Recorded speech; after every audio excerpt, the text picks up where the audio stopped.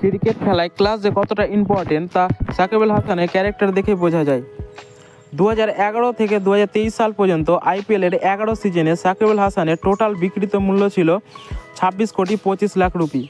গত সিজনে চুক্তি বাতিল সহ ন্যাশনাল ডিউটির জন্য সেটা ম্যাক্সিমাম 20 কোটির আশেপাশে হবে।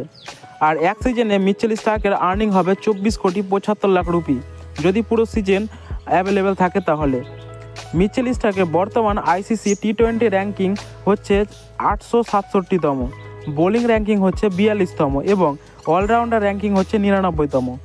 সাথে আছে তার বিভিন্ন ধরনের বা বিভিন্ন সময়ের আইপিএল তথা ফ্র্যাঞ্চাইজি টুর্নামেন্টের বিরুদ্ধে দেওয়া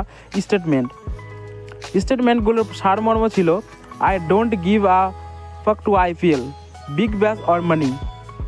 আমার কাছে ন্যাশনাল টিম আগে, ন্যাশনাল টিমে খেলার জন্য নিজেকে ফিট রাখার জন্য আমি সব কিছু স্যাক্রিফাইস করতে রাজি এবং আমি দেশের হয়ে 100 টেস্ট খেলতে চাই, এটা বলেছিল মিচেল স্টার্ক।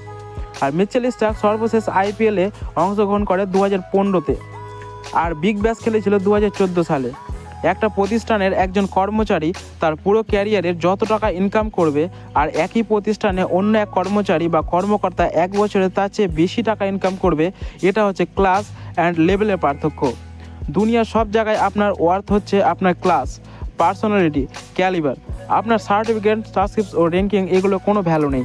আর যেটা ঘটলো বাংলাদেশের প্লেয়ার সাকিব আল হাসানের সাথে, সাকিব আল হাসানকে এখন কলকাতা নাইট রাইডার্সও নিতে মানা করে দিয়েছে, কিন্তু মিচেল স্টার্ককে তারা 24,25,00,000 রুপিতে কিনে নিয়েছে।